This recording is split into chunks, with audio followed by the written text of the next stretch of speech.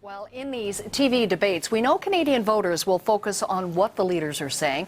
They'll also look at how they're saying it.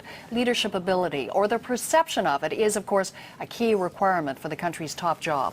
In the run-up to the debates, we've been examining what it takes to be a leader. And today, we're talking to someone considered a leader of leaders. Sharma has been named one of the top 10 leadership gurus in the world.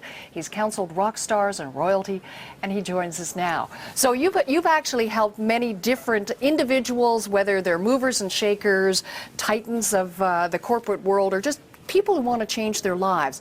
What essentially makes a leader? Well, as we were talking before we went on air, in many ways it is that feeling test, in the sense that we know a leader when we feel it. I mean, some leaders are very charismatic, right, and some leaders are very quiet and humble. There's been studies in the business world that have said the best leaders are actually leaders who are quite humble. They're very low-key. They would prefer to give the credit to their team, and yet when it comes to the growth of their organization, they have a fierce kind of passion to win. So leaders come in all forms, but I think in many ways what makes a great leader, I'd say, authenticity in this day and age.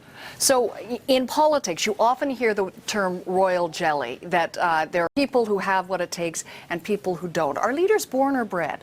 I think leadership can be trained. Really? I have a very simple philosophy on leadership. It's lead without title. But I think in many ways we don't know how to lead. When we go through school, we have courses on geography and math. No one tells us the elements of leadership.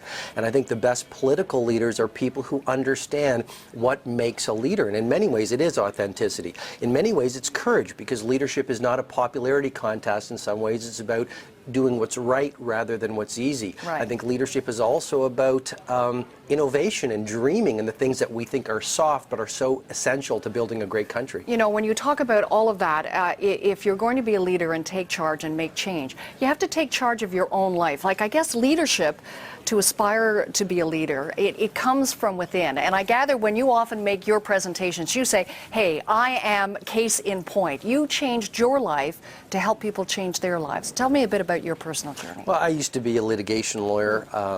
I did it for many of the wrong reasons. You know, all too often we follow the crowd rather than showing leadership. And leadership in so many ways is about detecting your own values and living life on your own terms. And long story short, Nancy, I was unhappy. I pulled back from the noise of our noisy world. I spent about a year and a half in a lot of contemplation while I was still working as a lawyer, reading a lot of books, interviewing elders, and I made some profound changes in my life which led me down a different path. And I think your point, though, is very important, and it's a value we've lost in this world, which is we think in many ways leadership is what we do on the outside. That's actually a function of who we are on the inside. So great leadership begins with self-leadership, knowing your values, knowing yourself, and being true to yourself when you're out there in the world. Okay, let's go back to the political arena, particularly as people are focused on the debates tonight and tomorrow. We'll get the leaders, at least their personas, showcased on television. What do the personas or style of leadership actually tell us about who they really are, which you say is important here? I think, you know, it's that old cliched line, which is you can preach a better sermon by who you are than what you say. So I think in so many ways, what we say is a reflection of our values.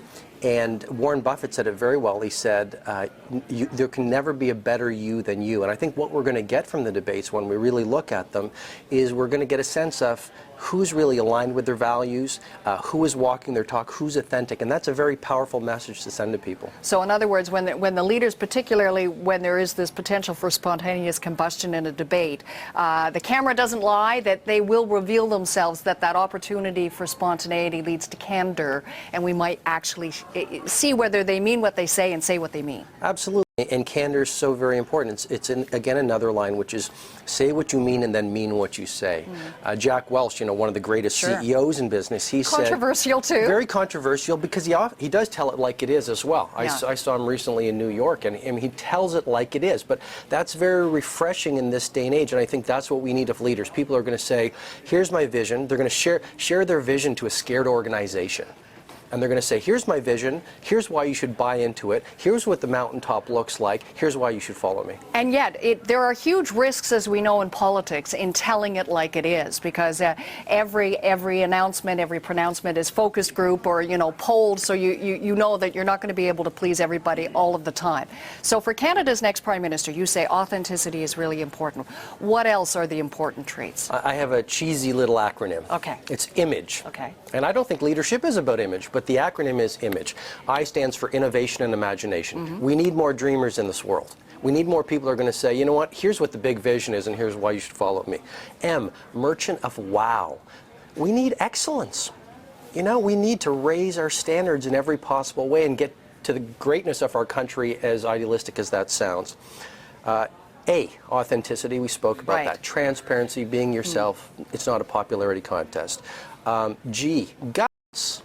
So being courageous, making the tough calls, being tough when you need to be.